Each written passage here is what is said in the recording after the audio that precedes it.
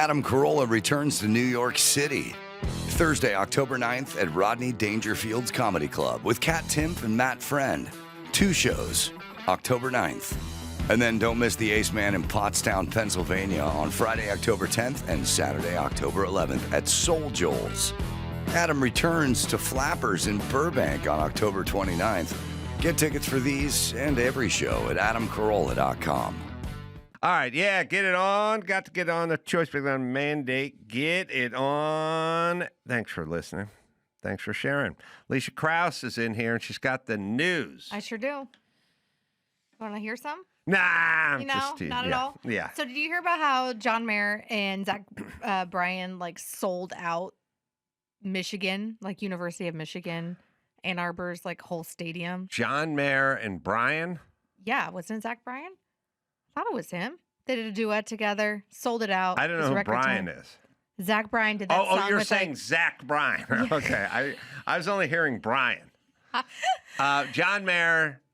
Oh, I guess Zach is one of those weird names because John Mayer and Zach Bryan. I thought you're saying John Mayer and the Bryan or something, but Bryan, yeah.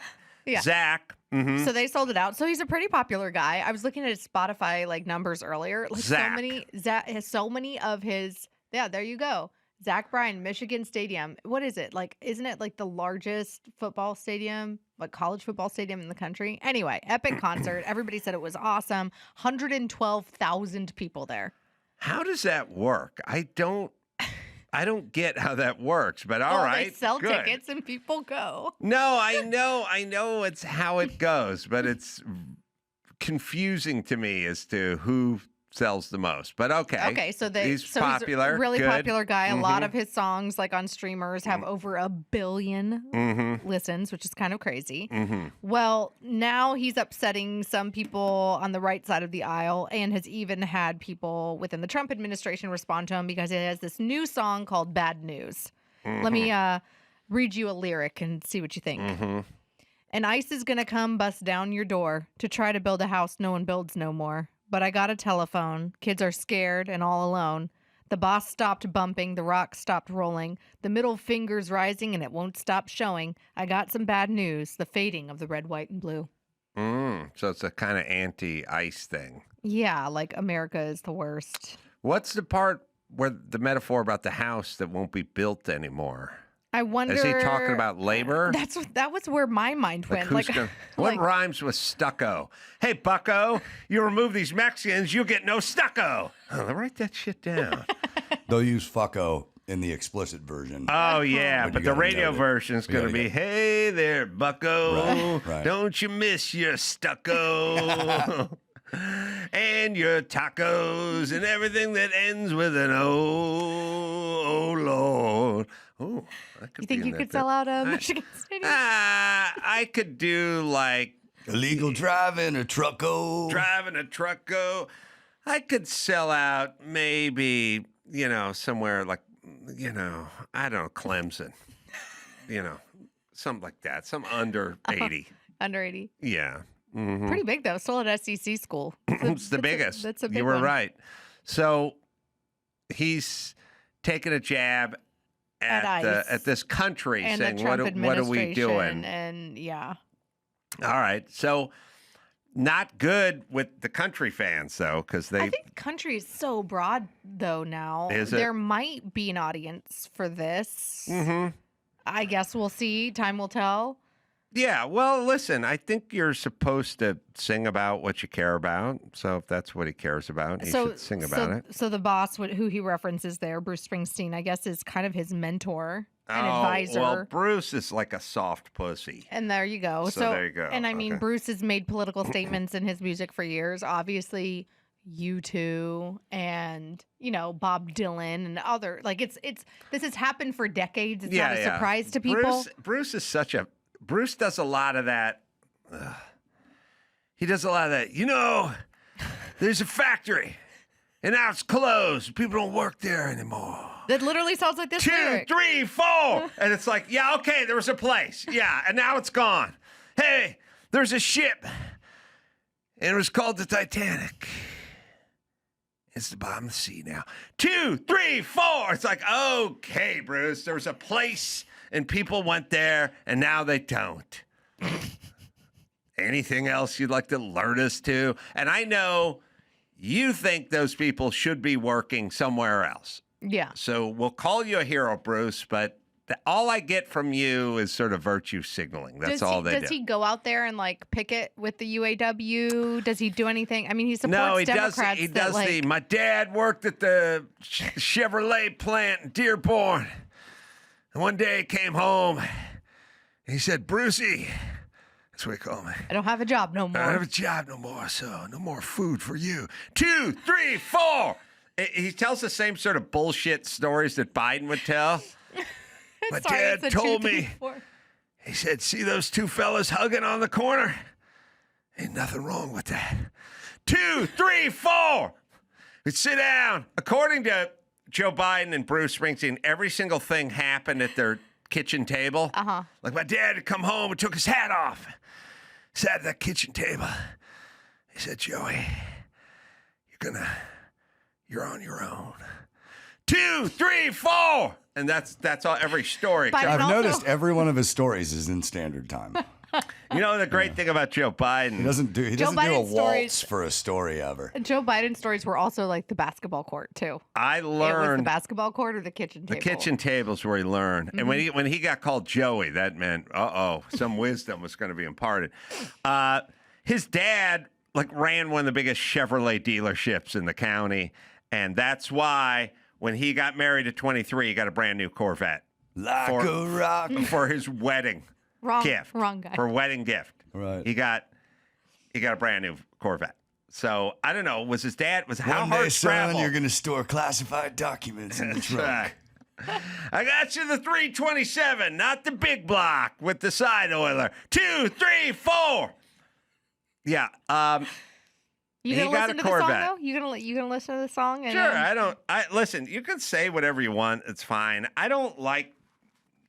Look, there's a lot of things you don't like, so I'm bracing myself for thing Adam doesn't like 1001. Your side created a problem by letting tons of unvetted people into this country. Mm-hmm. You created a problem. The problem is now trying to be unrectified or unfuctified by what you guys did. Mm-hmm. So, first off, the surgeon who comes in after you never got your boil lanced after 30 years and now it's infected, it's on your back. It's not really on him. You let it go.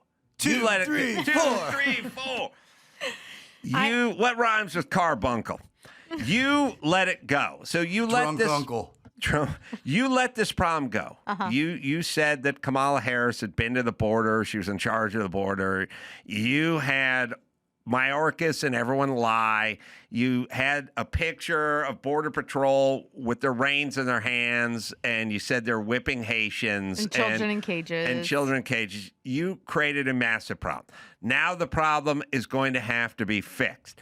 The problem is there's no clean, easy, fast, and cheap way to fix this problem other than getting people who are not here legally going in and getting them out. Which actually, when I listened to the song and listened to this lyric, is Zach Bryan insinuating that he's dating an illegal whose kids are all alone, but he's got the phone?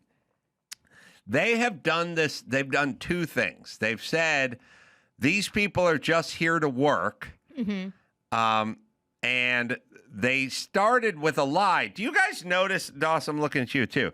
What happened to the lie that they contribute more than they take, that they put in more, they use less? Remember that? Remember 3 years ago, these people were a net plus They for paid us? more in taxes than all of us. Right. They paid more, they contributed more, they used less. That was always that. That's still Newsom's line, by the way. Oh, is it still? Yeah. Uh-huh. Well, everyone else dropped that bullshit because it turned now out there's just they're here to work, and not only are they here to work, they're going to do everything you won't do, lazy white man. So leave them alone, which is their argument. And look, there's some, I have some sympathy for you've been here for a million years and you abide by the laws and you work real hard. Then you're on a list, but you're at the bottom of the list. We'll take the troublemakers off the top. I do understand even the argument that Obama made when he was president of like the dreamers, like when kids are brought here by their parents, it's not their fault, but then give them a path to citizenship that vets them and figures it out and lets them stay here. That's fine too. Ooh, maybe he should cover that song. Obama, he does like to sing. He's got a spoken I'm talking word. Zach. Zach should take a twist on "Don't Fall in Love with a Dreamer." What was that song? Oh God, that was that's like what? Won't turn out the light. I feel like Just the next. hold on. It's Kenny Rogers. No. Yeah, he Is sings it? a duet. It's a duet. And it's the chick. She's got that raspy voice. I love her though. Oh, Stevie Kim Nicks? Carnes. No, Kim Carnes. Yeah, she's the one with the Betty Davis eyes. And Yeah. Was it Kim I think it was Carnes? Kim Carnes and Kenny Rogers. oh, was it I love Kenny that song. Rogers? I just feel like you guys have really clinched that the next Carolla team outing should be Yes, it is. karaoke. 100%. Oh yeah. So it's Kenny and Kim Kenny Carnes. and Kim Carnes. Oh, good pull, man. That was a Nice. good pull. Nice. Yeah, that had a big hit. Don't fall in love with the dreamer. I just gotta say, don't agree with Zach Bryan, but this is the First Amendment at work right here. Yeah, I'm fine with it. Yeah, there we go. All right. Couldn't say this in Saudi Arabia. No, you could not. All right, this is kind of interesting.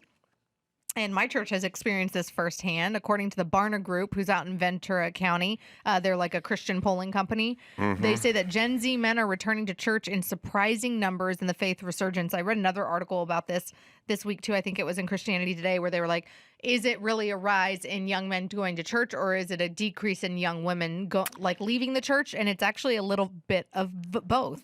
Gen Z men are attending slightly more often than millennial men even, marking a generational reversal from years gone by. According to Daniel Copeland over at the Barna Group, he's the vice president of research over there. He says, quote, "This data represents good news for church leaders and adds to the picture that spiritual renewal is shaping Gen Z and millennials today."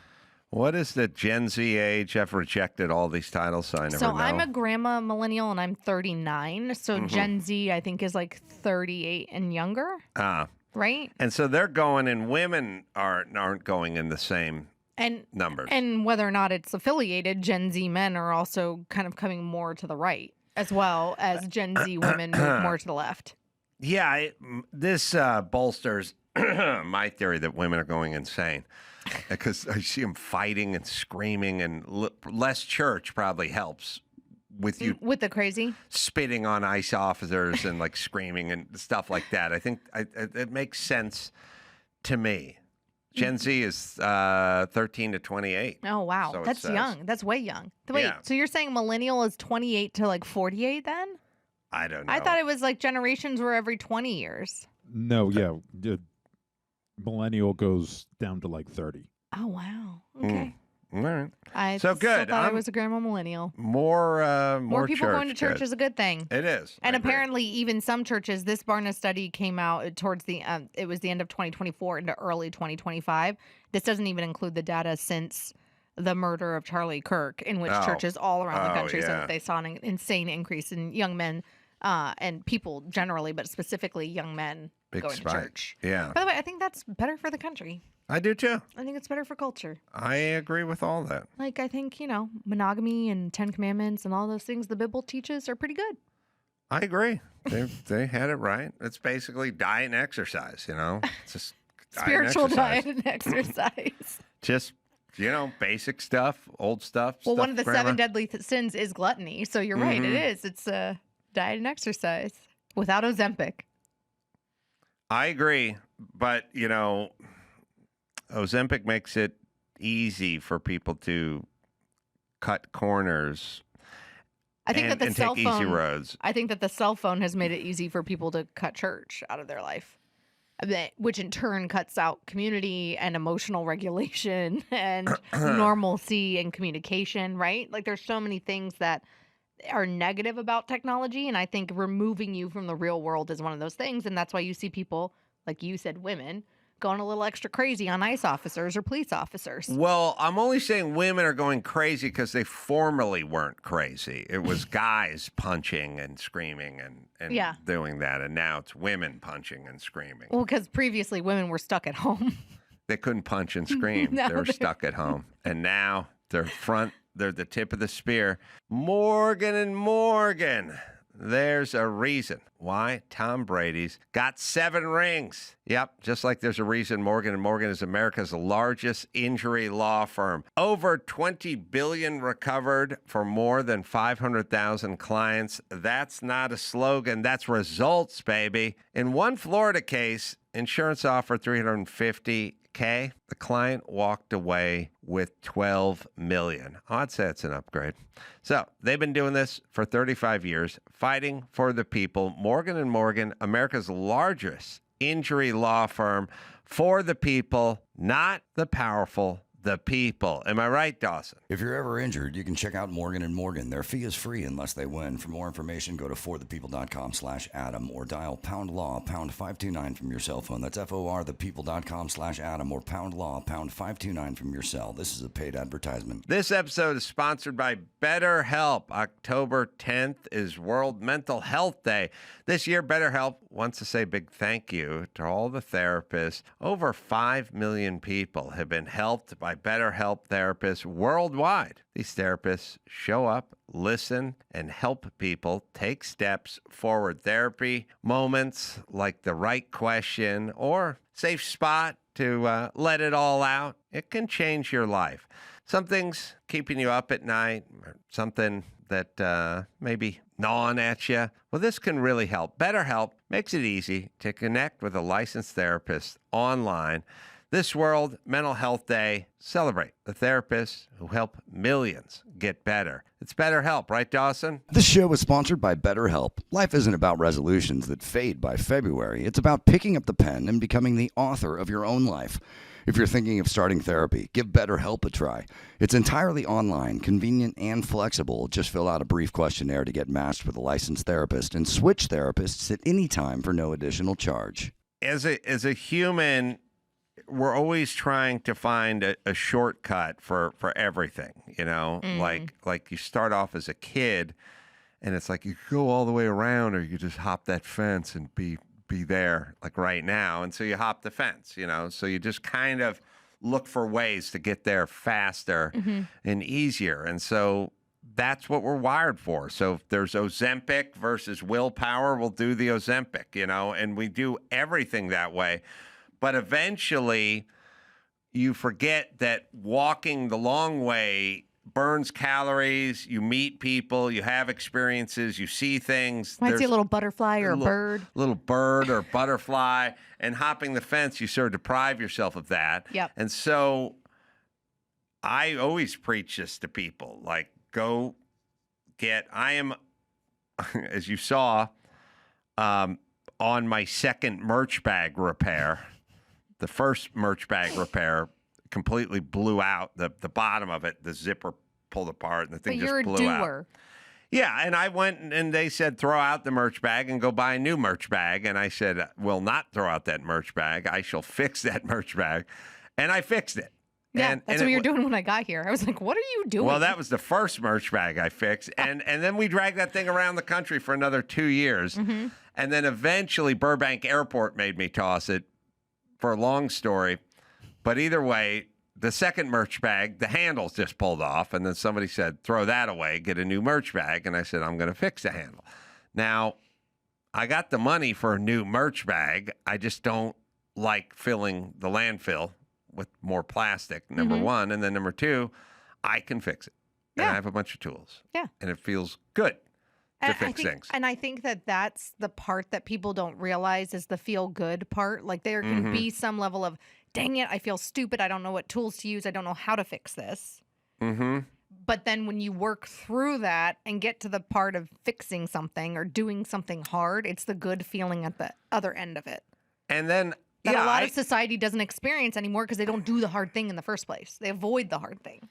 I traveled the country for 2 years with my fixed merch bag, and I was throwing that thing in the back of Ubers and putting it on the scale at the Southwest terminal and whatever. And every time I saw it, I'd see this piece of wood that I put along the bottom to fix it.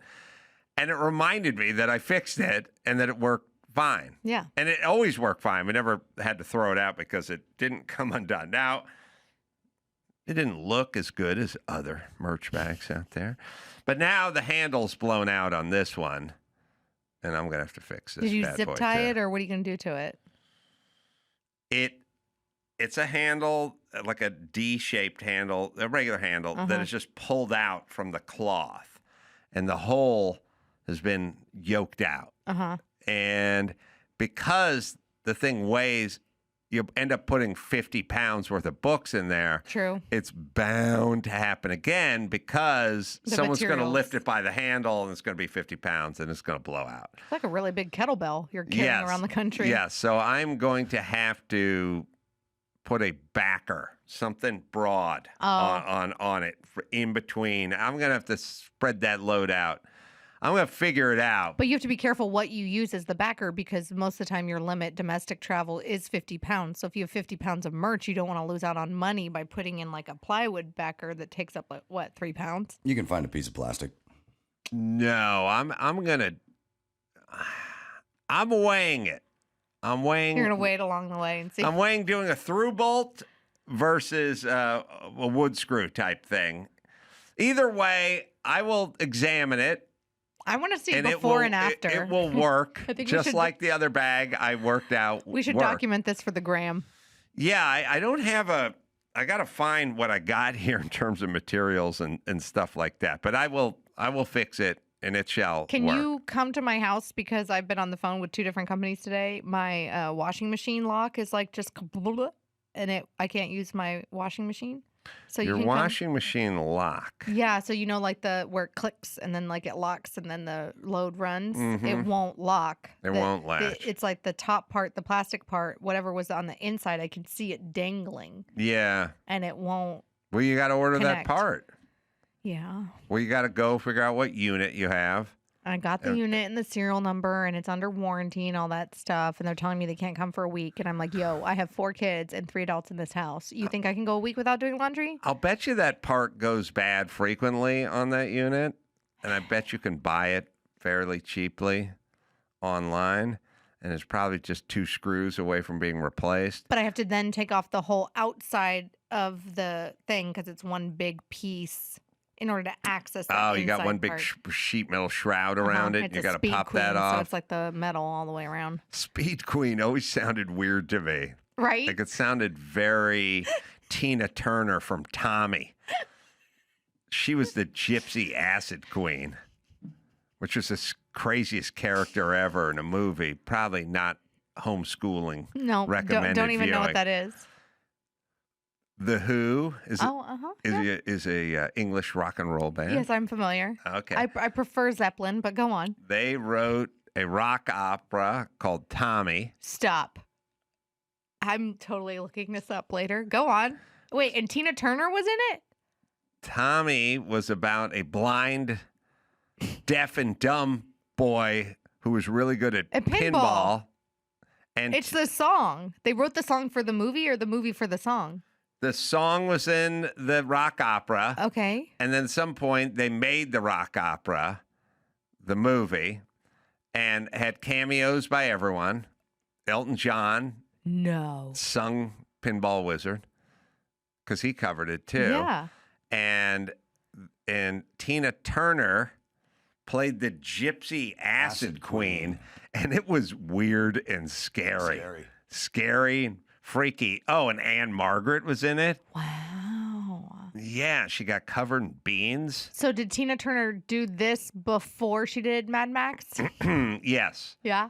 Yes. And This was her audition for Mad Max? It was a weird, surreal movie, and I didn't know what to make of it when I was a kid, but it kind of gave me bad dreams.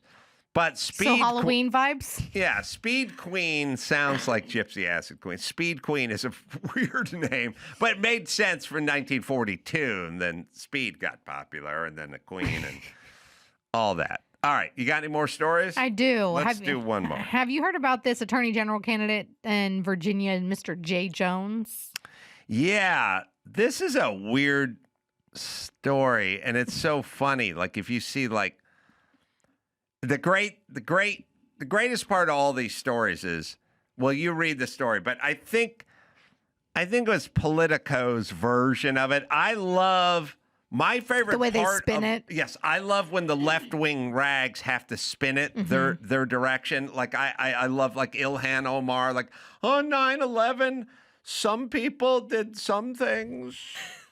Don't know. Oh, you mean And like then Republicans pounce. Yes, yeah, exactly. Republicans bounce, right? Yeah, I love the soft sell. Yeah. Especially when it's murderous intent. So USA Today headline is Democratic candidate faces bipartisan backlash over texts about shooting colleague. But NPR and Politico and the like Washington Post and others, Some to your people point, said something. we're literally like Democratic AG candidate, like minority because he's a black guy, Democratic candidate for AG in Virginia, pounced on by Republicans or alleged text messages, All right, like they'll there's do alleged, screenshots. yeah, and they'll also do a version. The political version of it, which is funny, which is like,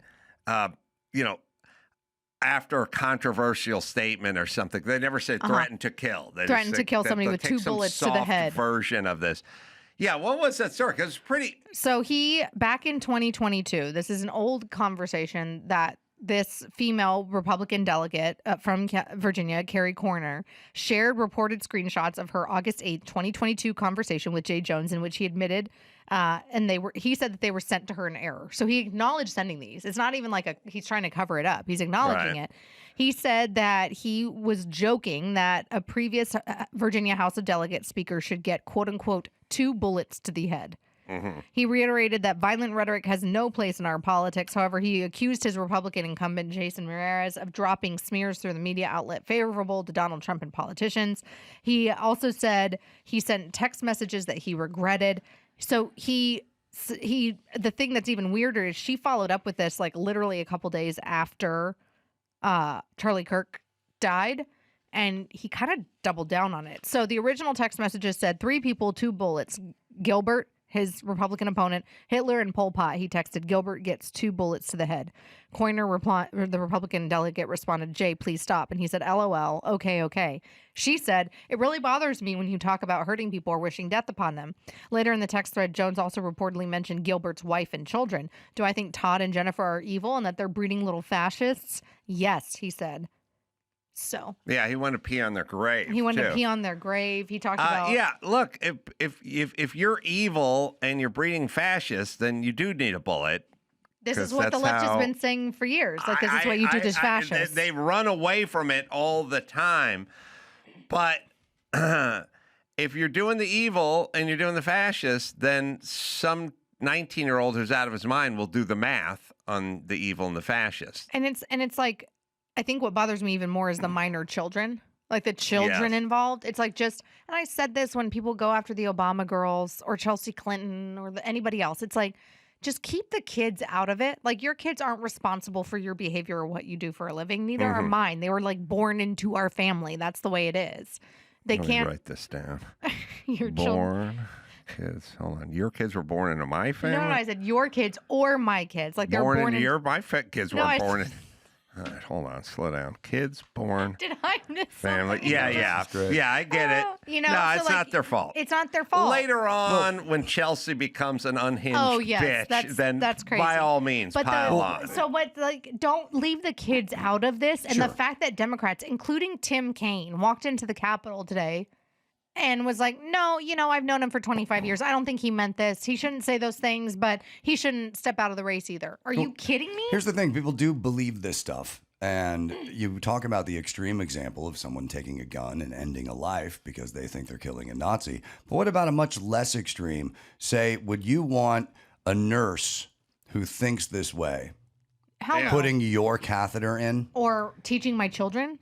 Or if I ran a hospital and I thought these people were Nazis, let's just say I wasn't going to pick up an assassin's rifle, but I wouldn't hire them. Mm-hmm. I wouldn't give them overtime. Mm-hmm.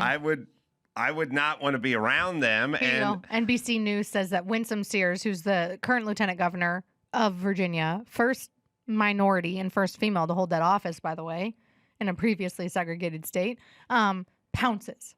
Yeah, she's pouncing. She's pouncing. She's seizing on the moment. That's right. That's her fault. Yeah. Okay. So this guy is trying to be the attorney general. Yeah. And he's going to be in charge of people's fates, and we can't. Do you trust this guy to be a prosecutor? Do you trust him not to go after his political enemies with like his legal power?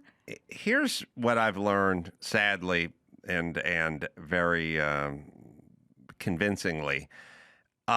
This sort of like, well, Trump's getting this case is going to be in D.C., so he doesn't stand a chance. Like, well, I'd like to do it based on the merits of the case, not the makeup of the judge and the justice system. Yes. And so there's a lot of that. Now, I think the left does that much more than the right because they're more driven by ideology. You mean when it comes to the judiciary? Judiciary and beyond. I mean, look, if I'm a school principal and I'm very progressive and you know, two kids get into trouble, one's wearing a MAGA hat and the other voted for Hillary Clinton, then I'll go, well, this kid's a nice kid, but he got caught up with some bad kids. And I'd see the MAGA hat kid and I go, that kid's evil. Well, like they did with those students at the March for Life, right? Right. That were quote unquote harassing the Native American guy. Right. Remember that case? I know. Can the ladies from The View stop just every 10 minutes and look back at all the Kyle Rittenhouse and Jussie Smollett and everything they've been wrong? They've been wrong about everything. Yeah. They got Justice Kavanaugh. Everything they're wrong March about. for Life kids. It's all perfect. COVID. So I do think those people are much more likely to not turn a blind eye to whatever because their ideology drives them. And if you're evil, then they got a chance to get their pound of flesh. And this is, you know, this week everybody's all been a Twitter about, you know, Pam Bondi going after James Comey and Trump's going after his enemies and he has a list and it's unjust and it's fascist, you know, same language they've been using for 10 years now. And it's like, well, but then like you said, they're like, great, let's take up this prosecution case against Donald Trump in New York because we know the DAs there and the AG there are going to get Trump. It's well, like we know because they announced it when they were running. It was number their one. And number two. Jay Jones, this guy in Virginia, said the same thing too. He's like, I'm going to go after everything that Glenn Youngkin and Winsome Sears and Donald Trump did. Right. But also the whole overestimated value of Mar-a-Lago or whatever. I don't even know what that was. I mean, I still don't really know what it was. How is it really illegal, you mean? Well, I've done enough real estate where I can't just go, yeah, I'd like a loan on this warehouse. And I got it at about $50 million. So I'm going to need, what's 75% of that? I mean, just give me $37 million. The bank's going to go, no, we'll do our own appraisal. We're not going to take your word for anything. Yeah. Because you're going to go high. So they'll come in and then they'll appraise it. And then they'll give a number, but their appraisal will be low because it's to protect them. And then we'll decide whether they give me the loan or not. And this is like the same with an insurance company when you have damage on a house. And then I'll pay the loan back, and then that'll be that. At some point where they go, Carolla said it was worth $50 million. I don't know how that works. And then you go get your expert and say that this warehouse was worth $80,000 when they say Mar-a-Lago was worth $15 million or whatever, something insane. Trump said it was worth like $30 million, and it showed that it was worth $18 million, and then he got like charged for lying about it on bank documents or something. $30 million doesn't get you a 8,000 square foot nicest house that, you know, Tom Brady might be your neighbor in that neighborhood. Yeah, wasn't it? Well, it used to be one of the richest. Now it's like parts of South Beach, Miami are. I don't know. What's Trump Mar-a-Lago? It's I can't even remember. $250 million is what I'm saying. It's not 30. 30, it doesn't. No, I was just saying like making up numbers. Like I remember he had a higher number, and then the prosecutors in New York were like, no, they had like it. They had it at like 18. Yeah, 18 buys you. 18 doesn't. Nothing in Palm Beach. 18 doesn't buy you half of J-Lo and Ben Affleck's house that's on the market. The most important aspect of that case, though, is this was a deal between Trump and the bank. Trump got the loan and then paid it off. Right. We're done. Right. End of transaction. Right. Goodbye. Right. So it is crazy. Lawfare. It's crazy. And the lawfare is good when Dems do it, but it's bad when Republicans do it. Right. And I'm just like, can it just be bad when anybody does it? 2020 2022, Forbes had Mar-a-Lago at $350 million. And that was 3 years ago, so it's probably a little bit more than that. But that was when the case was going down. In 2022 was when the case went down, right? That was before, I think. It might have started before, but he wasn't a sitting president when they were prosecuting him for that. It was during the campaign. Yeah, they wanted to just prosecute him so he wouldn't be president Yep. and do this stuff. Yep. And then they could keep their USA aid and ID or whatever they would just keep all their money flowing. By the way, Marco Rubio, man, he has so many jobs. I know. He's like Secretary of State. He's working on Middle East deals. He's running USAID or not running it anymore. Mm-hmm. Trump keeps giving him all these jobs. It's hilarious. Well, you want to get something done, give it to someone who's busy. All right, ELISHA KRAUSS. People can go check out your column. Yep. It's on this week. Mr. J. Jones and how Democrats will not distance themselves from him. Neil deGrasse Tyson is going to join me next, and we'll do that right after this. O'Reilly Auto Parts. Yeah, you know, jingle. These guys keep your car on the road, so you don't end up stuck on the shoulder looking like a dope. Friendly, helpful service. People who actually know their stuff, not just some kid who'd rather be staring at his phone. They understand what they're doing, and I understand they understand what they're doing because I know what I'm doing. So when I go in there, I can tell they know what they're doing, and I do. I frequently do, especially when I'm prepping for a race. Thousands of parts and accessories stocked in store and online, so you don't have to panic when the check engine light appears. Need wipers swapped, brake lights out. These pros help you find what you need, or they'll hook you up with a local shop if you're not the DIY type, although I kind of hope you are. So whether you're a gearhead or you don't know a lug nut from a donut, they'll walk you right through it. No attitude, just real help. Stop by O'Reilly Auto Parts today or visit us online at O'ReillyAuto.com/Adam. That's O'ReillyAuto.com/Adam. This October, Fear is free on Pluto TV with horror movie collections from Paranormal Activity, The Ring, You will die in 7 days. Scream, and From Dusk Till Dawn. This is my kind of place. And don't miss the man-made nightmares in Mary Shelley's Frankenstein or the world-ending chaos in 28 Days Later. Something in the blood. All the scares, all for free. Pluto TV. Stream now, pay never. Neil deGrasse Tyson is back in studio. Always good to see my friend. Just Visiting This Planet is the name of the book. It is out October 21st, but you can pre-order it. And I do believe from my book writing days, if you pre-order it, it will show up on the day it drops. Yeah, and publishers love when you pre-order because they can know their numbers better and, you know, because why ever give anyone money in advance of receiving product? It's a tough sell, but pre-orders I think are just the publishing industry. They're just trying to keep up. How many books have you written? This is my 17th. 17. Yeah, I don't know why it's that large, but I have a lot of the universe to share with the public. What? So let's talk about this because I just passed a pile of my books that is going with me on the road because, as I tell everybody, when you write a book, when you're done and the sales are done and the paperback's done, everything's done, they're left with several thousand books oftentimes. and if they want to shake the tree in the warehouse and they want to release them but for cheap. Yeah. They'll give them to you when you're done. I have a warehouse, so I just say, give them to me. But what do you do? They're still being sold. So there's no... Yeah, no, so that's like the last gasp of a book. Yeah. But my books are... they're going to subsequent printings. You know, when you run out of what's in the warehouse, then they order up another printing. So they never, because the thing that's funny. Maybe they just overprinted. I mean, the reason I got it in my head is because comedian Larry Miller told me he wrote a book many years ago, and he said when they were done, they had like 3,000 books, and they said, we'll throw them away or we'll give them to you. Yeah, and he said, I'll take them.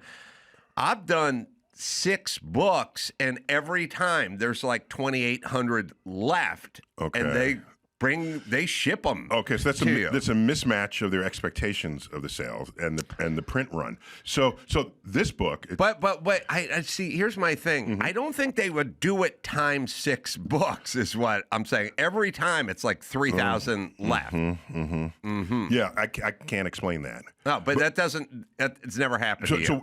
So the closest that's happened to that is this book was actually in its first incarnation was 30 years ago when I first started writing for the public, and I had a column called Merlin.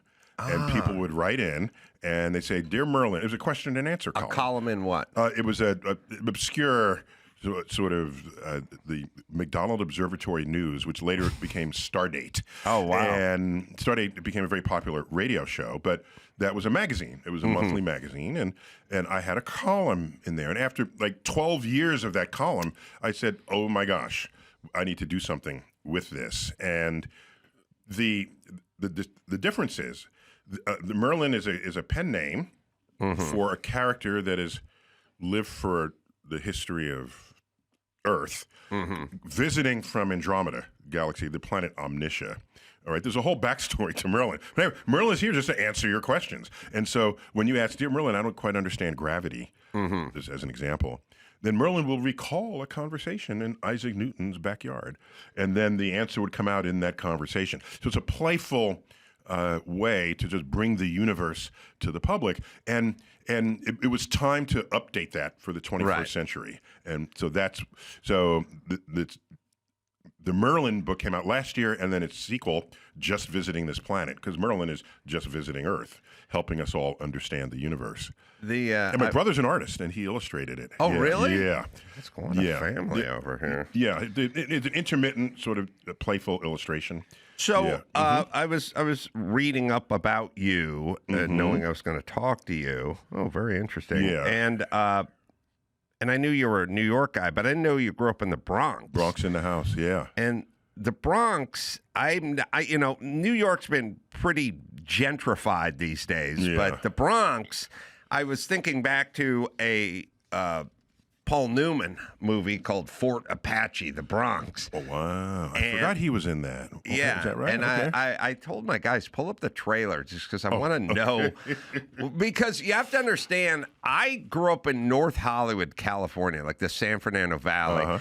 And my family was not mobile at all. There was no plane tickets. There was no travel. There's no anything. And also when you're from L.A., you don't feel the need to go anywhere because you're just like, people will come here. They'll come to me. Everyone comes to L.A. You don't leave L.A. And I would just sit around and see these commercials and these movies like Fort Apache, the Bronx, and I'd go, "Man, it's a war zone over there. What's going on?" Well, I mean, in the 1970s, it was. Well, let's look at. Okay, we'll look at it, and then we'll see. Because I haven't seen it. Let's do the preview. In years, but it looked bad to me. Law for years.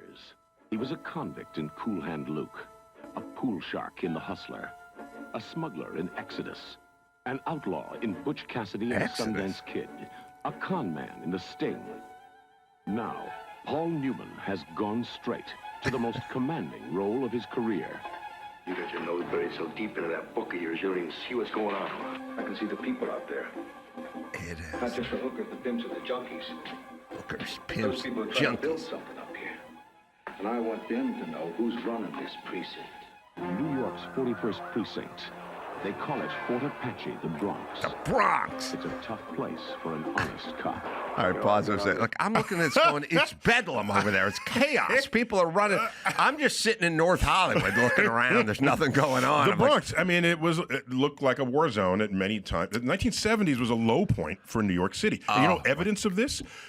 Every movie made in the 70s in New York. Exactly. If you look at movies up through the 60s, they were postcards of New York. Right. Like Breakfast at Tiffany's, this sort of thing. Then New York got bad, the bad and ugly, and movies would start capturing that. Right. And I think the low point was not this movie.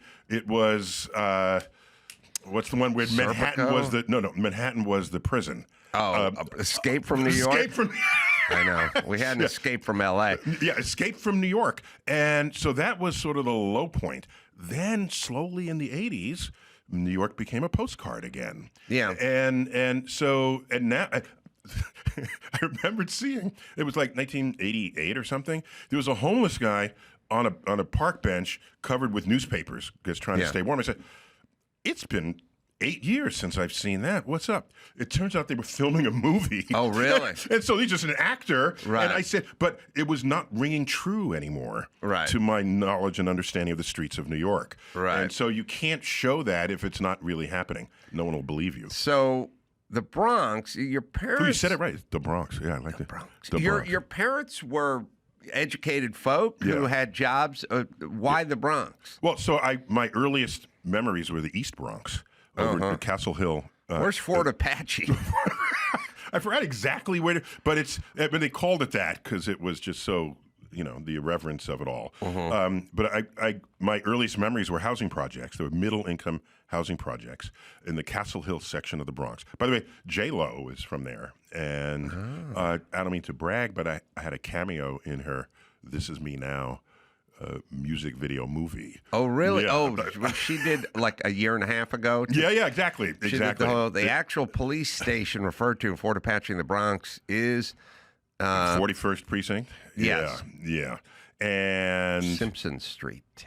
Yeah, so that's where my earliest memories are. But then my father started making more money. And so they had to kick you out of the housing projects. And we moved to Riverdale, which is a very fancy section of the Bronx. Yeah. So it was a middle class, no crime and anything. So I didn't die coming out of there. But I went to public schools, and I went to the Bronx High School of Science, as you might have Did guessed. it have a number attached to it? Not that high school. No, but all my other schools, I have PS 36 in the Bronx, PS 81. That's junior another high one of school, those 141. things. When you're from here, I went to Walter Reed. Okay, Junior had a real high, name. Yeah, all right. Had a name. You probably appreciate Walter Reed. Yeah. And, then I went to North Hollywood High, went to Colfax Elementary. They would just name them after the street they were on. But once in a while, you'd get a physician from the 40s who cured malaria. Yeah, But I don't, my high school, no, our high schools are named, but the other schools are not. Your high schools are named. High The other schools ones are have named. numbers. Yeah, all the others have numbers. And my high school, if I can brag on it for a minute, it claims 8 Nobel laureates among its graduates. Yeah, that's as many as the country of Spain. That's a crazy fact. Keep that close to the vest next time you go to Spain, because they don't like that kind of shit. Well, it's talking. just I don't mind speaking truth. So deal with it. It was a science high school. Yeah, the Bronx High School of Science. It's you go there, and it's not that the teachers are better, because the teachers are drawn from the same. Last I knew, drawn from the same pool of teachers that feed any of the public schools of New York. It's that you have to take a test to get in. And so everyone who does well on the test is thinking about academics and their life and what they know and their curiosity. So think of how much downtime there is in any school. You're in high school, there's like study hall, who studies, right? Between classes, during your lunch break, walking to school, walking home from school, whatever. There's a lot of time there that what else are you doing? And the student body would be talking about the homework sets or Einstein's relativity or I had a friend, Frank Laurice was his name. We just learned about some equations by a French mathematician called Laplace. Back then or now? Yeah, no, in high school. Right. We had just learned about it, and my friends imagined that he would have equations called the Laurice equations. No, it's that kind of ambitious thinking that surrounds you. Well, let's talk about that. So Oh, and I also taught a class. Students would teach other students. Oh, so really? I taught a little seminar on black holes when I was in 11th grade. That was fun. And then there are people that weren't going to do that. That was me. But I realized I needed some vocational training. Like I need to learn a trade. Me and all my buddies. It wasn't going to happen in the academic world for us. And I'm all right with that because they need to make a living and we need skilled guys. And by the way, those guys get paid. Yeah. They get paid a lot. Right.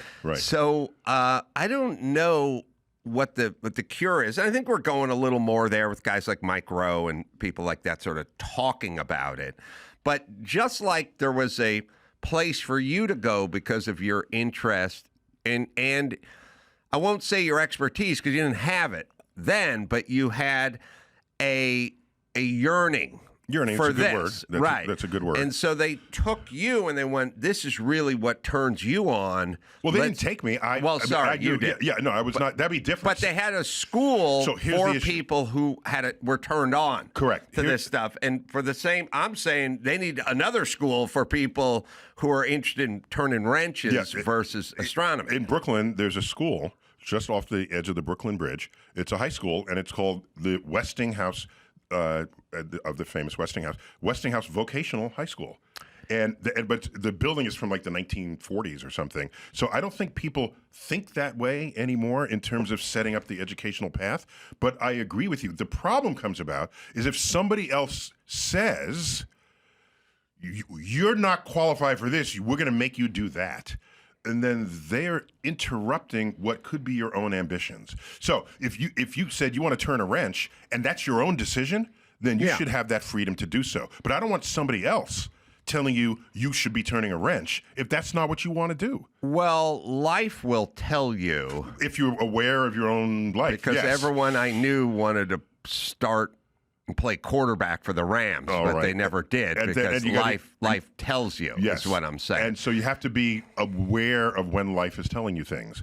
But it's not always other people. If I took other people's advice for what I should do with my life, oh my gosh, I don't know where I'd be. But there was a test for you to pass. Yeah. So if you said, I want to be Merlin and study the cosmos, and you went in and got an F on this test, then someone would hand you a wrench, and you might not like it, but you didn't pass the test. I'll tell you what this, I'm saying. in 7th grade and in 8th and 9th grade, I had shop. And that's back when they segregated boys and girls, right? So, the boys had wood shop and metal shop, and the girls had that's how old I am. Girls had home ec, and they learned how to wash and sew and all of this sort of thing. But those years in shop, they affect me today. Anytime I confront, an electrical board or sheet metal or my toolbox, it comes to me from those times. And so I have a deep appreciation for what it means to use your hands to build stuff and to fix stuff. And so had I been a wrench guy, those would have been important seeds for me to then go in that path. And you're doing cool things with your wrenches. I mean, you become a car guy, I am. That's good. I'm a carpenter. And you used to build, you built stuff. Yeah. Yeah, I like it. I was kind of traumatized by my shop teachers. Oh. Because they were some of the scariest, meanest dudes on the planet, and they seemed to not like the kids. Oh, okay. They were angry. I mean, we Mr. Gage and Mr. Martin, and they were all angry dudes. And you look back on it and you go, well, maybe that was through the eyes of a 14-year-old Adam Carolla. I just thought, maybe they were trying to help or something, but they weren't. I have proof. Because not all teachers are good teachers. I mean, no. That I tried them all. Some are good, some are bad, but the shop teachers were mean and angry at my school. They were all just dudes. I do not believe you needed a teaching credential to do it. You just needed to work in the trades for 10 years. And they weren't people who were drawn out of college to go and shape young minds and hearts. They went on to a construction site. At some point, they hurt their back, and now they're teaching me, and they're pissed. And I'm just saying, with all my science training, I like knowing the difference between a wood screw and a sheet metal screw, and just Oh no, look, it's a field of expertise, and we're having a problem with that in this country and maybe worldwide. Yeah. People need, I've talked to Dr. Drew about it all the time. 3-minute plumbing video and they think they're plumbing experts. Yeah, but what I'm saying is you have a certain way of looking at yourself, and I would say to Dr. Drew all the time, what if you didn't You weren't a doctor. You didn't know this. You don't have that field of expertise. You don't specialize in that. You just kind of, you know what I mean? And I have that as a journeyman carpenter.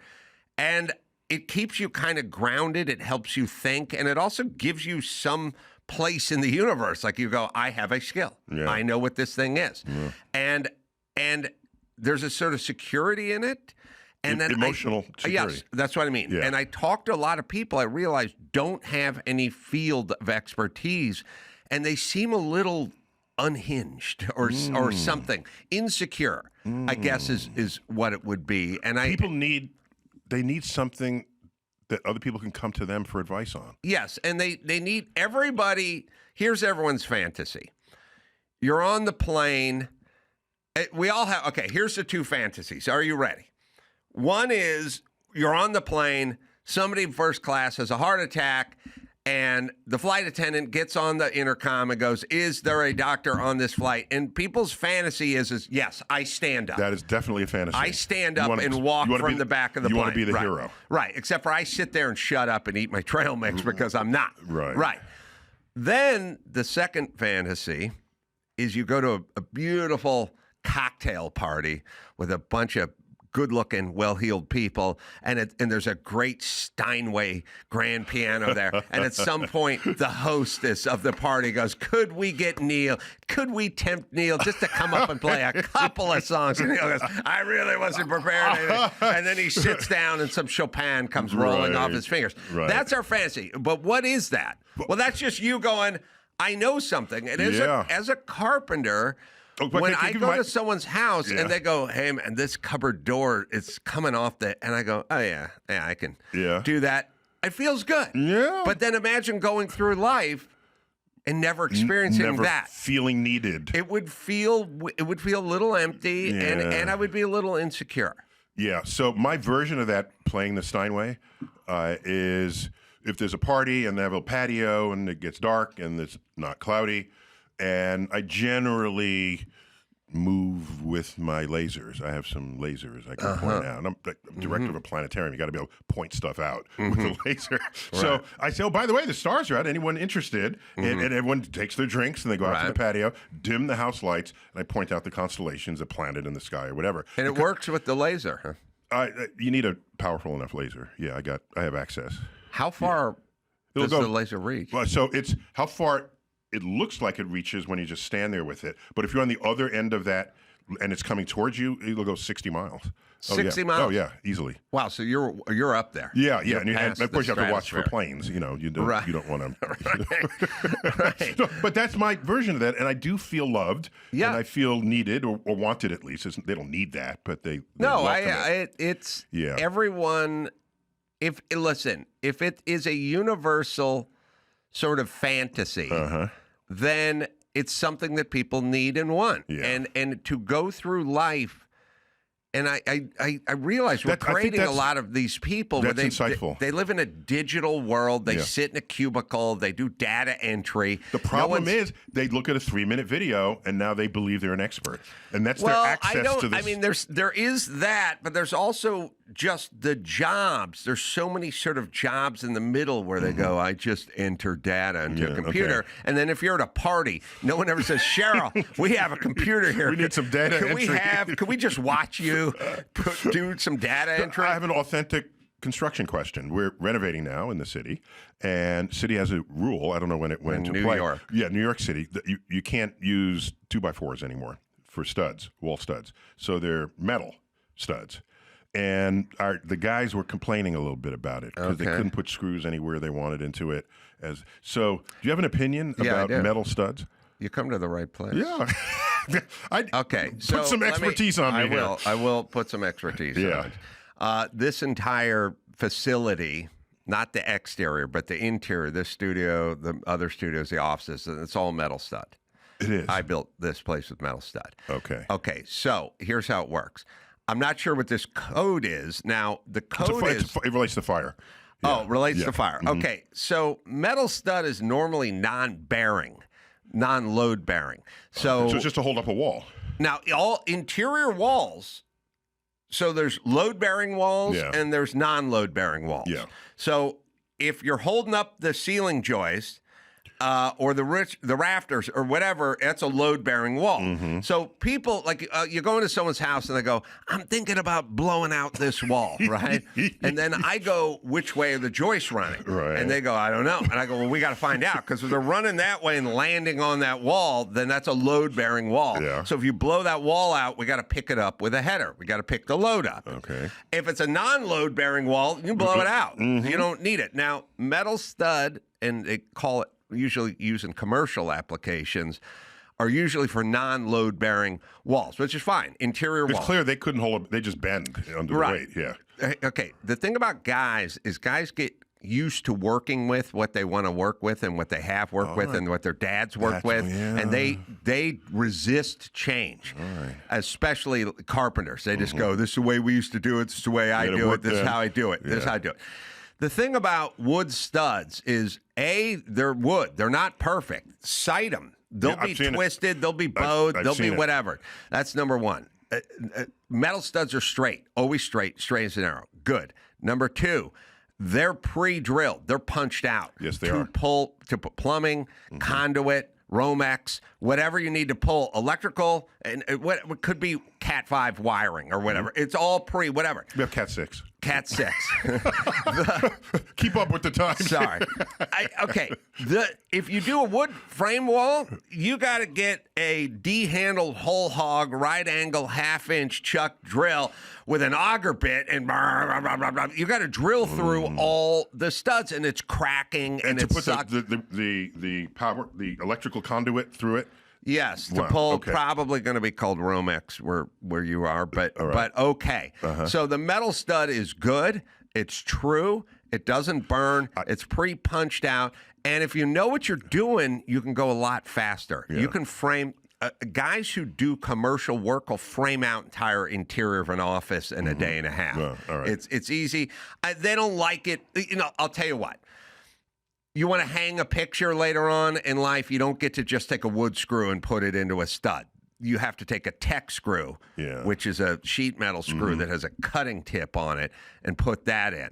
And also, it's not great. Like, let's say you've got a 99-inch television and you want to hang it here, and you got metal stud, that's going to be difficult. So what you should do is, before you close that wall up with drywall, if you say, I'm going to put my big screen right here, put a couple blocks in there. Put something in there where you know I can hang this mount, because it's not going to be kosher just trying to hang it on the metal stud. Yeah. Thank you for that expertise. Yeah. I like metal stud. I'm tired of arguing with people about it. People don't like use it. It's fast, it's good, and it's easy. Once you know what you're doing. That's an endorsement. It's easy, but it's not load bearing. Okay. Got it. Yeah. All right. So you're doing a big remod? A big what? Remod. What's a remodel? Oh, remodel. Sorry, remodel. Sorry. The people next to us moved out, and so we got their place, and so we're doubling it up. Yeah. So I've seen some of that in New York. Are you blowing out like the wall and stuff? Yeah. Going right in? Yeah, just going right in. Old like 30s building? Or? Buildings from the 1880s. Really? Yeah. So the walls are 18 inches thick. Yeah. Concrete. Yeah. But there are openings through it, and so you have to go through where those openings are. Yeah. Otherwise, what are you doing? How long do you think this is going to take? 10 years. It's New York. Shit happens. There were some pieces that were on order from China, and then they got held up in the tariffs, and then who pays for that? And there's always something happening. But everyone's pulling permits and everything. Yeah, exactly. Especially in New York. Yeah, the permit city. That's gonna be a nightmare. There it is. But I'm still getting the universe in. I mean, that's my job. And yeah. Well, I think the luckiest people in the world are people that have a passion, and it's such a blessing. It doesn't matter what the passion is. It could be working with animals. Insightful. I had a passion since I was 9. And I thought, doesn't everyone have a passion? And then I got to college, and people are looking through what to major in alphabetically to see what they might want to major in. And I said, well, you didn't know earlier? And so I took it for granted that just everybody would have a passion. Then I became much more aware of and sensitive to that people are still searching for what they want to be when they grow up. Even if they're adults. the few times I feel sorry for people, because most of my thing is like, oh, get up, dust yourself off, get your shit together, and get working. You're fine. But That's old school. That's old school. Yeah, but the only time I really feel bad is when I talk to someone. I go, "What do you like? What do you want to do?" And they go, "I don't know. I like watching Netflix." And I go, "No, but what really? Come on now." And they go, I like going to concerts. And I go, I know, but no, I want to know what your passions are. I got a friend of mine who said it simply. He said, whatever you do it with intensity. Mm-hmm. And I thought, wow, that's good. Yeah. That's good. Don't do it half-assed. Just go all in. And you have to find it. So if you're not curious, you're not going to find the thing that might have excited you. And so for me, as a scientist and as an educator, curiosity is everything about who and what you are and what you might become. It's all, look, if you have a kid and the kid is curious, you go, you're fine. You'll find your way. Exactly. You'll find your way. I feel the same way. I've spent my life with people trying to talk me out of my curiosity. They go around. I go, hey, is that the same guy who was in that movie? But I saw that guy. And they go, who cares? I go, I don't know. I care. They go, why do you care? And then it always becomes you have to defend yourself. I know, right. You should never have to defend your curiosity. And then they do a weird thing where they go, why are you so obsessed with? And I go, I'm not. I'm curious. I'm curious. Yeah. But it's why I know stuff. By the way, so an important part of what I do for the public and in my public talks is I have an entire public talk called An Astrophysicist Goes to the Movies. Mm-hmm. And so I show movie clips and I comment on where they got the science right and usually where they got it wrong. Mm-hmm. And then there are people who come up to me and say, it's just a movie. I'm not going to go to a movie with you because you'll just ruin it. It's just a movie. Let them do the thing. And so I say to them, if you went to a movie with a friend of yours who was a car expert, and there's a period movie, let's say it takes place in 1958, and there's a 62 Chevy Bel Air parked on the street, you're going to call it out. Yeah. You're going to say, that car didn't exist back then. And all your friends will say, hey, you know your cars. Yeah. They'll be praised for that kind of knowledge. Or if you're into costume design and you're watching some Jane Austen period piece and a carriage rides up in front of the house and a gentleman gets off with a derby instead of a top hat, and you say, nope, that was not in style in the time of that thing. You say, hey, you know your styles. Yeah. But if I comment about, no, you wouldn't hear that explosion in space, people say, it's just a movie, shut up. So I just want the same respect that I know people give other experts who have a geeky level of expertise about things that I think make the world interesting. When you have that level of knowledge. You're talking to a guy who ruins movies, but only with cars and construction. And that's all I do. I will sit around and there'll be a scene in a movie where they're framing a house and one of the workers walks by and he's got a finish hammer with a smooth head on it hanging from his bags. I'm like, that's not a framing hammer. These guys are framers. He's not a framer. This October, Fear is free on Pluto TV with horror movie collections from Paranormal Activity, The Ring, You will die in 7 days. Scream, and From Dusk Till Dawn. This is my kind of place. And don't miss the man-made nightmares in Mary Shelley's Frankenstein or the world-ending chaos in 28 Days Later. There's something in the blood. All the scares, all for free.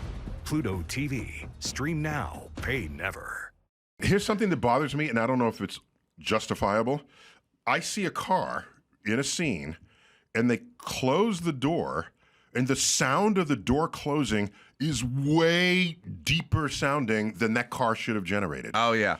Oh, no, you'll start... I say, no, that's a tin can they're driving in. Well, there's engine sounds, too. Like, they'll use just a big block Chevy, and it's like a 4-cylinder Pinto, Pinto, I forgot about Pintos. Also, Chevy, Ford... starters sound different. So the guys who really geek out go, that's not a shit. They just use a starter, but you can hear the sound of it. It's different. I love expertise. I love it too. You know what? I'm scared because Armageddon is one of my...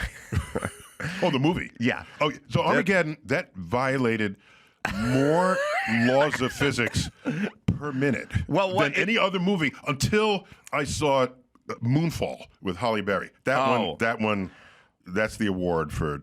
Let's not even. Well, what care about science. gravity? Armageddon was entertaining for sure. All right, find the scene in Armageddon where they come up on the moon rover, the mobile moon driller, and they're pulling all the junk out of it, like they're just pulling wires out. And Bruce Willis is like, no wonder it didn't work. You got the cams reversed or something. Like NASA can't figure out.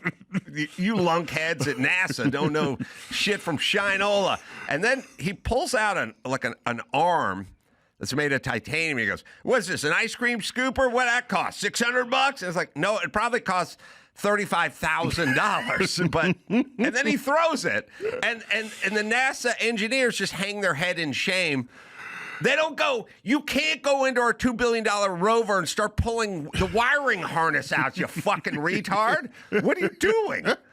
It's an insane. Yeah, the whole thing is nuts. And so my favorite stupid scene is the asteroid bits. Or there's the asteroid field that surrounds the big one. Right. And so the little bits start hitting initially, and one of them decapitates the Chrysler building on 42nd Street in Manhattan, and it keeps going, enters the front door of Grand Central Terminal, and takes out the clock in the waiting room of Grand Central Terminal.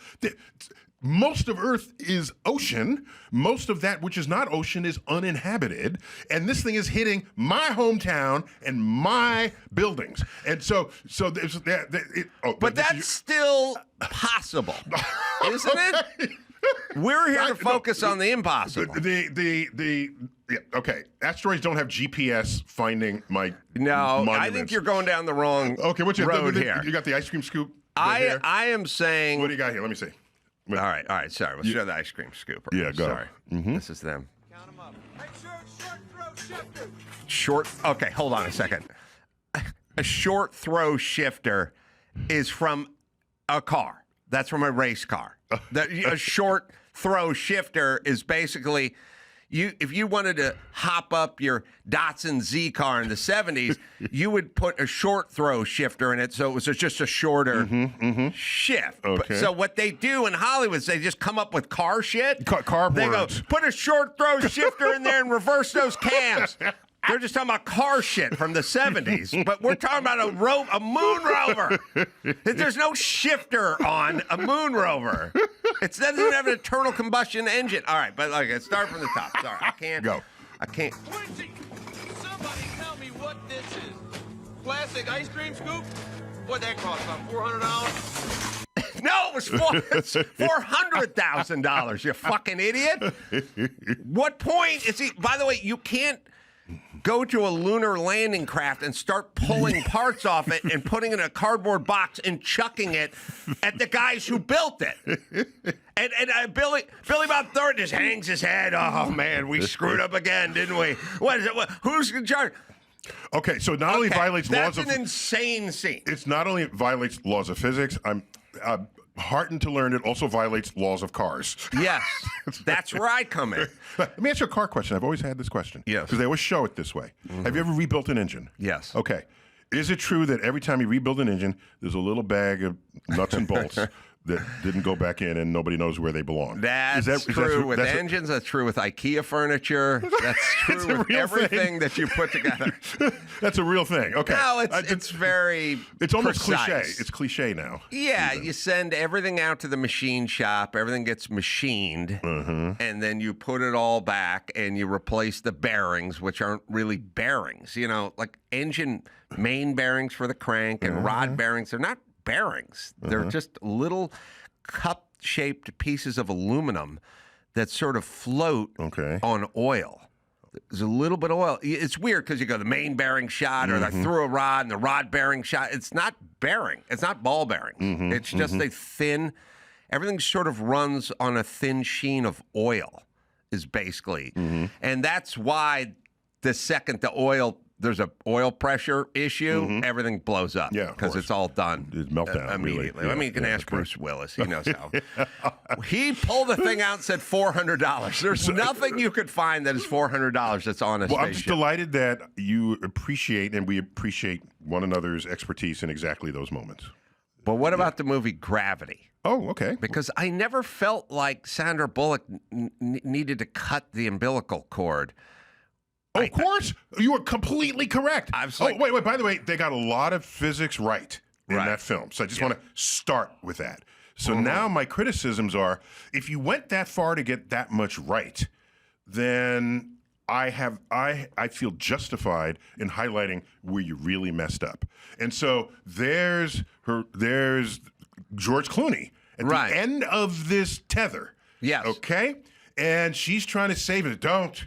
He does cut me loose. Yeah, he does the manly thing. Yes. Say, cut me loose, otherwise we'll both die. Okay? Yes. They are in space. I know. 0 G. All she had to do was give it a little tug. Okay? Just tug it, and then he will start drifting towards her. And then they could have been romantic because they had this romantic tension anyway, where they tug together, and then their helmets hit, right? And then they kiss. Kiss through the helmet. Well, how does centrifugal force work in zero gravity? It would have only happened that way, as portrayed, if she were swinging him in a circle. Right. Then if he cut it loose, he would fly off at a tangent. Right. They're orbiting the Earth, but they're basically stationary in space. Right. And so that's my number one Drove me nuts. violation of the by the way, I can go Newtonian laws of physics. I can be nuts with cars or building and outer space too, because I watched that movie and I was like, no, they're in zero gravity. She could pull him in. You don't even have to. It's not even reel him in. You just give it one tug, right, and then he will drift towards you. So here's my problem in life.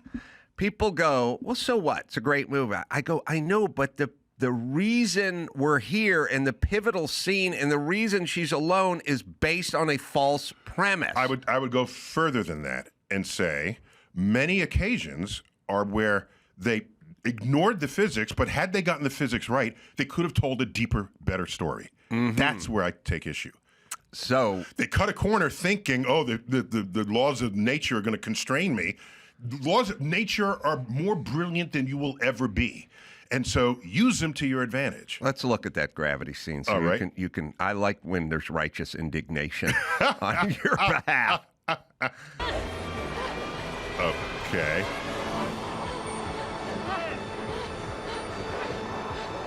Give me 5. I got you. Yeah, no, she doesn't get him. He keeps going. Get him. Okay. Now there's that tether. Yeah. Okay. Then it goes taut. Okay. The moment it goes taut. Okay. Ready? Boom. All right. So I watched that. By the way, she didn't here's need what to happened. do that. So I saw a preview of this in IMAX. Spectacular in IMAX. Yeah. All right. And I tweeted like 15 posts on it. It was called Problems with Gravity. And I cited things that they got wrong. That was on a Thursday. Saturday, I hit the NBC trifecta. Did you know there's such a thing? No, neither did I. Okay. NBC trifecta. I know what an EGOT is. Okay. Here it is. You ready? My tweets commenting on that film, which had just premiered that week, my tweets were commented on by the Today Show, the NBC Today Show, the NBC Nightly News, and Saturday Night Live's Weekend Update. Wow, that is a trifecta. You should be able to find, if you can find, it's Seth Meyers' Weekend Update talking about my comments on Gravity. It's a fast little bit. Well, yeah, were they talking shit about you? It's you'll see. But all three of those happened in the same day on NBC. Yeah, my feeling with all this stuff, and I do it all the time, and some of it's egregious, where, like in Ghost Rider, Nick Cage was going to jump his motorcycle field goal to field goal, which is goalpost to goalpost. It's like field goal to field goal, and they kept saying 300 feet. They said field goal? They said field goal, and they said 300 feet, but the goalposts are in the back of the end zone. It's 10 yards back on each side. 360 feet. Right. They said it 5 times in the movie, and that drove me nuts. And then I kept yelling. And my whole thing is when people go, well, you're talking shit. I'm like, how about you get your shit together? I won't have to talk shit. Figure it out, you idiots. Very good. There was a scene in Road, God, what was that comedy? Road Trip or whatever it was.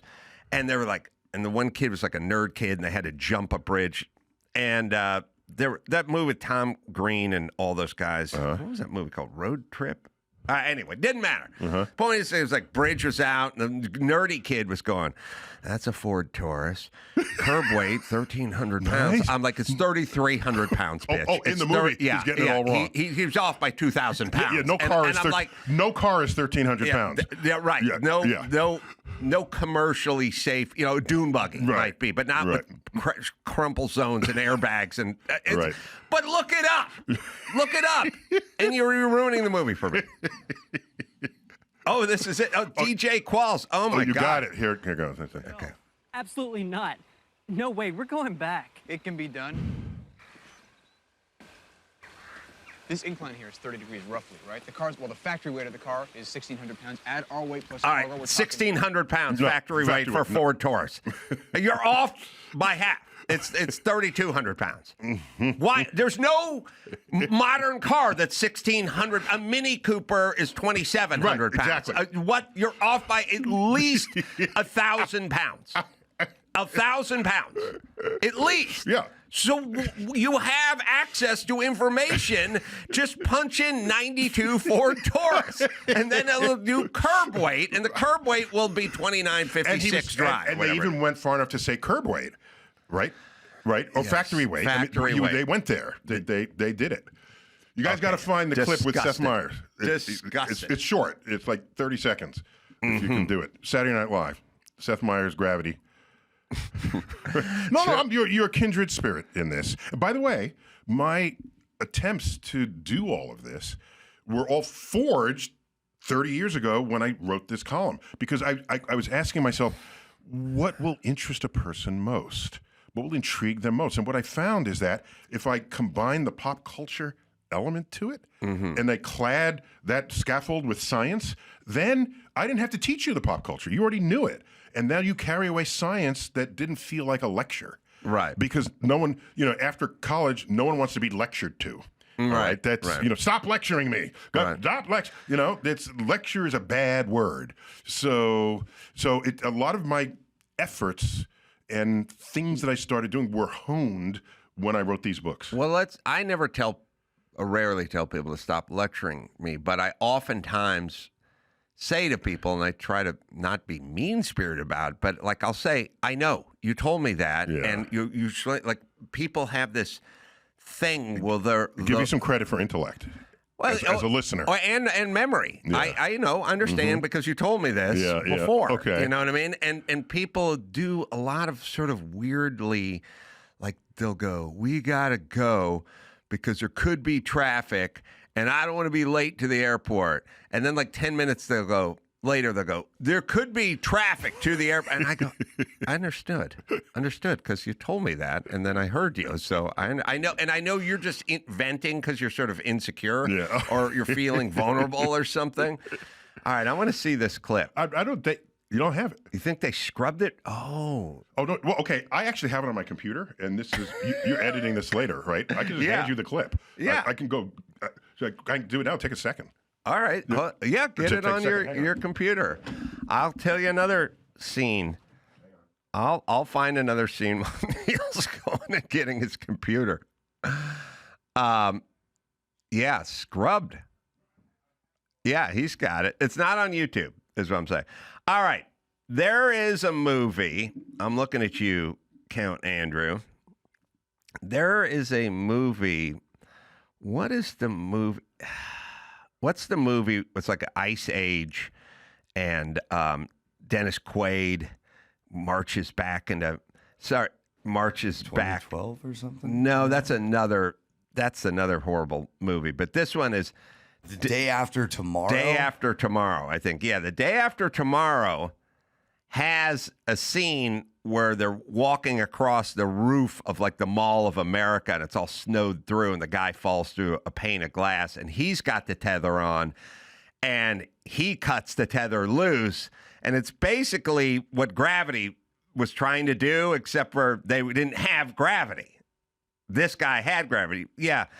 The day after, is it The Day After Tomorrow? Yeah. We can look around for that scene. It's somewhere in the middle of the movie, probably. If the movie's if the movie's 100 minutes, this is 60 minutes in, or some version of that. But they're trucking. Dennis Quaid wants to go see his son, and is like, "There's a blizzard. We can't make it from Minnesota to. We can't drive from Minnesota to New York." And Dennis Quaid's like, "We'll walk." I'm like, I don't feel like Jim Carolla would have ever done that. All right, so we'll find this scene. Neil deGrasse is getting his computer in here.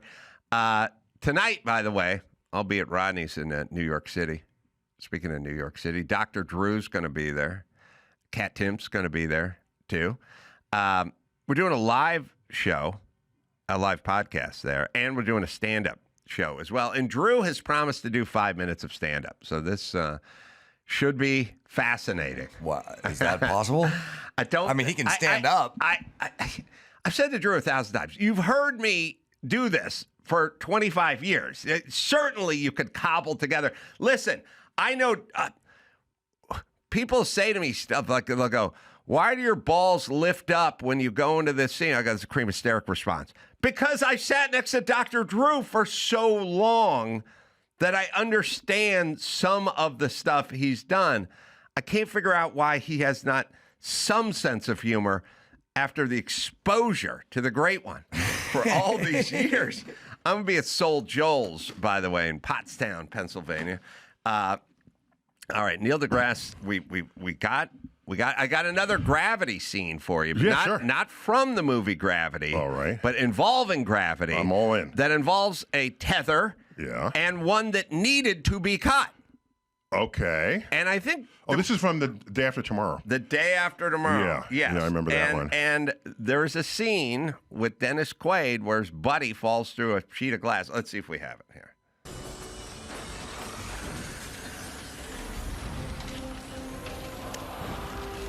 This is a lot of... Why they always got to mess up New York City? They hate it. Well, the Hollywood sign falls down. Gets hit by asteroids. The Hollywood sign cracks up a lot as well. All right, so now you've found a scene in the movie that I wasn't referring to, but we could come upon it. I don't know why you chose this scene. You just chose dramatic. the scene? Okay. Well, I remember I favorite part described is that they were walking and they're on a roof and a pane of glass gave way and a guy fell through with a tether on him. That's how I described it. But okay, it's just a random scene from the movie. But the movie's so long that I think we would have to actually see the scene I was talking about. But you have scenes of stuff freezing. You know, my favorite scene in this is where they're keeping warm by burning books. Because they're in the New York Public Library. Yes. And they have to decide what books to burn first. Yes. And they burn all the law journals. Yes. And all of the interesting philosophical point. Yeah. If you had to burn books, which would you burn first? So my take on your takes are, I will go along with, the Hollywood sign blows down and it blows down Sunset Boulevard and then it hits, what's her name? With the pink Corvettes, sign. Oh, okay, so here it goes. We Ready? got this. Okay. I'll buy a coincidence. Okay. Even a crazy coincidence, I'll buy. But I won't buy a Ford Taurus of 1,600 pounds because you're. Okay, so that's the difference. Right. I have to be more accommodating of coincidences. Okay, so here we go. You should.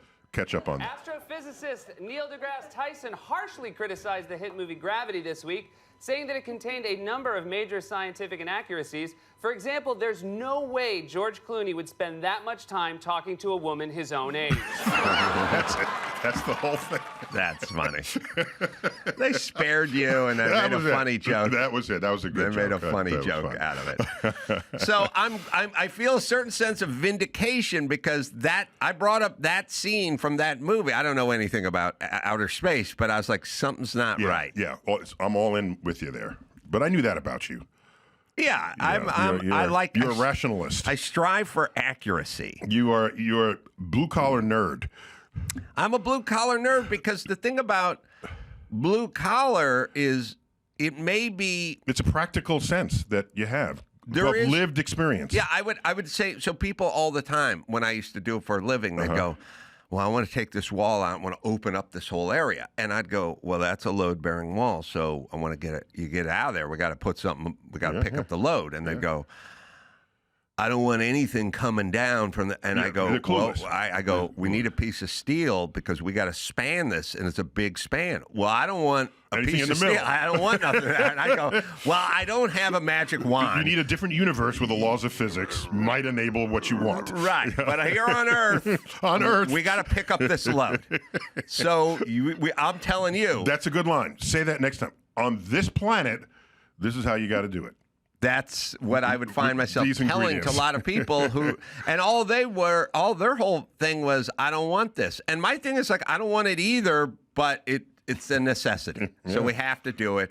Reality on reality's terms, as Dr. Drew would say. Yeah. Now we have. Yeah, that's right, because it was a. They're in the Galleria. They fall through the glass, and this is a good use of the tether cutting scene. All right, sorry. Because we're on Earth, and it's different. So the guy falls. You can probably scrub forward a little bit, but the guy falls through the crack. It's kind of an interesting scene. It's like a clear dome. Yeah, and this is a mall. This is a shopping mall. It's a shopping mall. Yeah. Oh, there it is. The glass cracks as they drag. Now, the only thing that was fake about this movie is the guy's like, I'm going to walk to my son through a blizzard. Like, if I was one of his buddies, I'd be like, have fun. It's not my son. So the guy's hanging 9 stories off a roof. He's got his snow axe and a piece of glass. Snow axe is legit, right? And he's got there. Right. And his buddy's hanging. And his buddy realizes he's going to take him with him.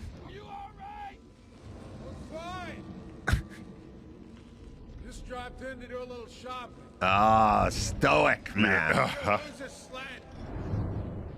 So he pulls the sled off because he's dragging a sled. He pulls his knife out. And he cuts the cord. The sled crashes down to the escalator, which is not working, obviously, because Trump's in town. Oh, yeah. Oh, I'm accurate, bro. So at some point, it's a touching scene. Like, the guy realizes he's not going to be able to save me. Right, but still, and that's a case where you can't just tug it and have him come towards you. Because, right. Because we're on Earth. Because we're on Earth. Everyone is in 1G rather than 0G. Right. Right. So at some point, he just cuts it. He sees the glass is cracking up there. He sees the guy can't hold it. Right. And he says, I'm just gonna cut myself loose and save the team. Yeah.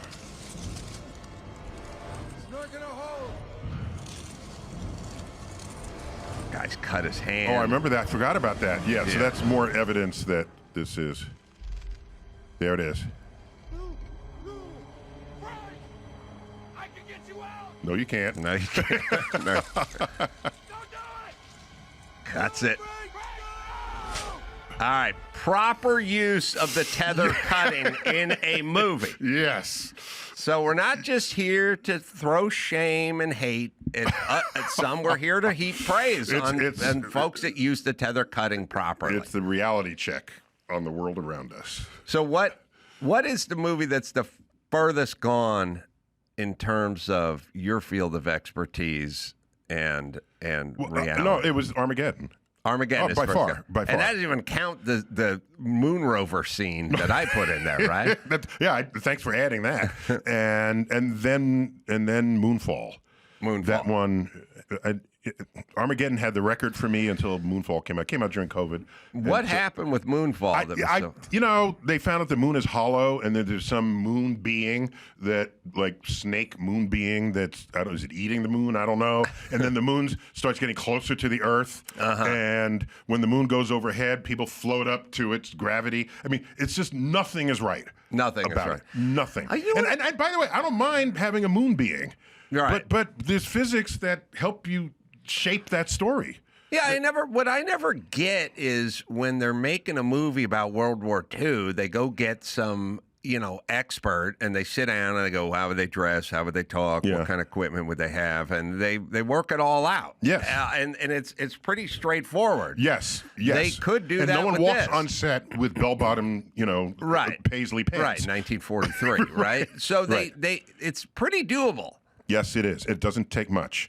And so some movies are highly researched. One of the highest compliments I ever got was from Andy Weir, who wrote the movie The Martian, which has more accurate science than any Hollywood movie I've ever seen. Really? And he was an engineer turned novelist.